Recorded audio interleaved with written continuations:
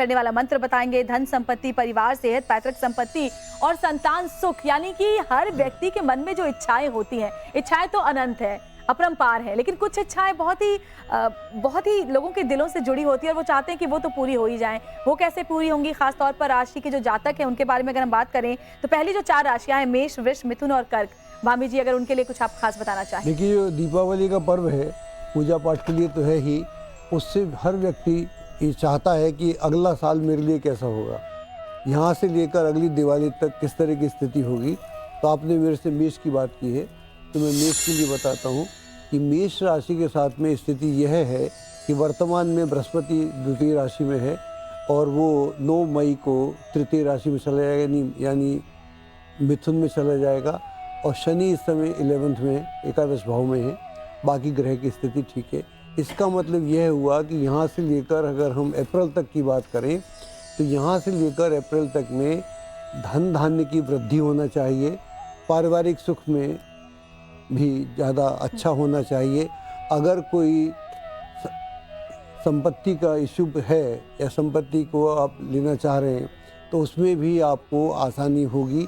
अगर पैतृक संपत्ति को लेकर कोई झगड़ा फसाद आपस में है तो वो एमिकेबली यानी आपसी सहमति से हल हो सकता है।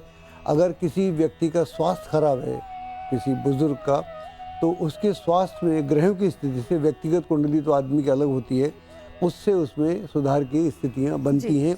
और बच्चों के लिए इसलिए अच्छा है क्योंकि बृहस्पति की स्थिति अच्छी है और शनि की स्थिति अच्छी है, तो वो अपने उद्देश्य में सफल होंगे। अगर वो विदेश में जाकर या उच्च शिक्षा के लिए, किसी और नौकरी वगैरह के लिए प्रयत्नशील हैं तो उसमें उनको सफलता प्राप्त होगी, पारिवारिक सुख में वृद्धि होगी।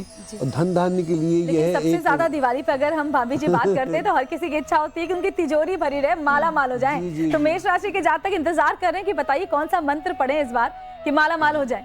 देखिए, देवी के मंत्र तो बहुत हैं, लेकिन एक मंत्र है जो बहुत लंबा नहीं है। मैं कोशिश कर रहा हूँ कि मंत्र लंबा ना हो तो आसान होता है। ओम श्रीम ह्रीम क्लीम श्री सिद्ध लक्ष्मी नमः। श्री सिद्ध लक्ष्मी नमः जी। ओम श्रीम ह्रीम क्लीम श्री सिद्ध लक्ष्मी नमः। अगर इस मंत्र का आप 108 बार जाप कर लें आज के दिन, दिवाली के दिन, और अगर इसे आदत बना लें कि लक्ष्मी के साथ एक और बात है, लक्ष्य से लक्ष्मी प्राप्त होती है। जब हम लक्ष्य साध लेते हैं तो मंत्र का अगर आप लक्ष्य साध लें कि जो आप लक्ष्य आज साध रहे हैं और इस मंत्र को आप नियमित रूप से डेली करेंगे तो आप देखेंगे माला माल हो जाएंगे। माला माल तो इस बहुत मंत्र जल्दी को हो दीपावली में किसी भी टाइम कर सकते हैं या फिर नहीं, दीपावली पूजा के टाइम में कर सकते हैं। उसके बाद तो ये मंत्र है कभी भी रोज अपनी आदत बना लें। और मंत्र का नियम होता है, कोई भी नियम हो, सुबह के वक्त करें, शाम के वक्त करें, कोई नियम बना ले। लोग काम करते हैं उस हिसाब से करेंगे तो ज़्यादा अच्छा रहेगा। वृष राशि के जातकों के लिए वृष की बात करते हैं तो वृष की स्थिति में थोड़े ग्रहों की स्थिति की बात कर लेते हैं। वृष में क्योंकि धन के लिए जो मेन ग्रह है वो बृहस्पति है, तो बृहस्पति और चूँकि बड़ा ग्रह भी है, एक राशि में साल भर रहता है, तो ये वृष राशि में है तो ये अच्छा है। यहाँ से शनि की स्थिति देखें तो वो 10वें भाव में चला जाता है और राहु भी एकादश भाव में है, तो मेन ग्रह काफ़ी अच्छे हैं। तो इसका मतलब यह हुआ कि आपको कार्य तो करना पड़ेगा, मेहनत तो आपको करनी पड़ेगी। अगर आप अपनी मेहनत करते हैं, नियमित रहते हैं और सतत अपने प्रयत्नों को करते हैं तो निश्चित तौर पे जो भी आपका उद्देश्य है, जिस उद्देश्य के लिए आप काम करना चाहते हैं, उस उद्देश्य में चाहे उद्देश्य बड़ा भी हो, लेकिन जितना बड़ा उद्देश्य है उतने ही बड़े प्रयास होने चाहिए। हम उद्देश्य तो बड़ा बनाते हैं लेकिन प्रयास हमारे उतने उसके अनुरूप नहीं होते। मंत्र भी। और कौन से मंत्र हैं जिनका हमें उच्चारण करना चाहिए? मंत्र तो मैं इसके लिए बड़ा सिंपल सा है, ये धन धान के लिए बहुत अच्छा है ये, और इसके लिए बहुत ही साधारण मंत्र है, धनाय नमो नमः।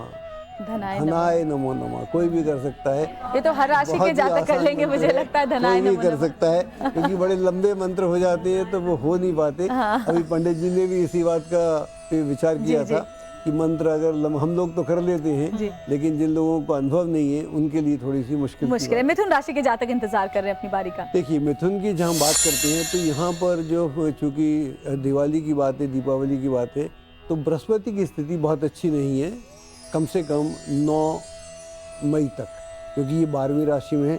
हालांकि शनि अच्छा है, बाकी ग्रह अच्छे हैं, तो इसका मतलब है धन का गमन ज़्यादा होगा, आवक कम होगी, जावक ज़्यादा मतलब होगी। खर्चा ज्यादा होगा और इनकम कम आवागमन होगा। आय ज़्यादा कम, रहेगा। व्यय अधिक हो जाएगा। आय कम, व्यय ज़्यादा रहेगा। तो ऐसे क्षेत्रों में खर्च नहीं करना चाहिए जिनके बारे में आप आश्वस्त ना हो। आप वहाँ पर खर्च ना करें, चाहे प्रॉपर्टी ले रहे हो, चाहे कहीं और इन्वेस्ट करिए, या स्टॉक एक्सचेंज में आजकल लोग कर देते हैं। तो बिना जी। सोचे समझे, और अगर आप बहुत ज़्यादा तैयार नहीं हैं, उन लोगों से राय लें जो इस मामले में ज़्यादा और पंडित जी, वो मंत्र कौन सा होगा? जैसे अभी आसान सा सरल सा मंत्र बनाया जिसके उच्चारण से मालामाल हो जाए। कोशिश किया मिथुन राशि कि के मंत्र जातक। अगर आसान मंत्र हो तो अच्छा है। तो बहुत ही छोटा सा मंत्र है, श्री लक्ष्मी नमः, श्री लक्ष्मी नमः। तो देखिए, हमारी महिलाएं भी जो स्टूडियो में मौजूद है वो भी इन मंत्रों को ज्यादा अच्छे से बोल पाएंगी। एक बात बताऊं कि लक्ष्य जो मंत्र होता है वो एक शब्द का भी होता है, जी, एक शब्द का मंत्र भी होता है। अगर हम सौंदर्य लहरी पढ़ें, पंडित जी मेरे से एग्री करेंगे कि एक शब्द का मंत्र होता है। उस मंत्र को अगर आप कर सकें, उस मंत्र के साथ जो भाव ला सकें और आप उसके साथ एक साथ हो सकें, तो वो मंत्र भी, एक शब्द भी, कि ओम एक शब्द ही है हमारे पास। बिल्कुल। ओम में ओम ही सब में लगता है, सारे मंत्रों में। मंत्र में तो अब कर्क अगर राशि के जातकों के लिए भी जान लेते हैं। कर्क की हम बात करते हैं, तो कर्क की हम बात करते हैं तो कर्क राशि में जो स्थिति है, अभी गुरु की स्थिति बहुत अच्छी है। मैं गुरु की बात बार बार करता हूँ। गुरु का संबंध धन से है, तो गुरु एकादश भाव में है। यहाँ से लेकर मई तक की स्थिति बहुत अच्छी है। आप जो भी आपके महत्वपूर्ण कार्य हैं इस समय में करने चाहिए। अगर जो भी आप ज़मीन लेना चाहते हैं, मकान लेना चाहते हैं, या कोई डिस्प्यूट हल करना चाहते हैं, उसको अभी करना चाहिए। जो लोग एग्ज़ाम दे रहे हैं, बच्चे लोग किसी टारगेट के लिए कोशिश कर रहे हैं कि इन दिनों में ये मेरे को टारगेट होना चाहिए, तो उसके लिए उनको पूरे ज़ोर के साथ काम करना चाहिए, क्योंकि अभी जो आपको आसानी से सफलता प्राप्त होगी, हो सकता है मई के बाद वो स्थितियाँ उस पक्ष में ना रहें। और अगर पैतृक संपत्ति को लेकर कोई डिस्प्यूट है और वो डिस्प्यूट हल नहीं हो रहा है, तो उसे आप आपसी सहमति से हल करना ज़्यादा बेहतर रहेगा। कर्क राशि के जातक कौन सा मंत्र पढ़े?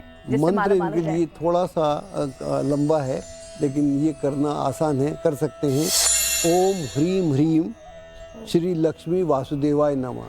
श्री लक्ष्मी बड़ा सिंपल ही है वैसे। ओम ह्रीम ह्रीम श्री लक्ष्मी वासुदेवाय नमः, इस मंत्र का आप जाप करें। लेकिन जैसा मैंने कहा कि आज तो करें सो करें, लेकिन दिवाली पर तो करें, आज से भी करें, हर रोज करें। एक नियम बनाएं, क्योंकि लक्ष्य से लक्ष्मी प्राप्त होती है। मैं पुनः बोलता हूँ, तो लक्ष्य और लक्ष्य साध के उसके ऊपर तो 4 राशियों के तो हाल जाने, आगे भी जो 8 राशियां उनके हाल जानेंगे, लेकिन और उनके जातकों को भी बताएंगे कि कौन से वो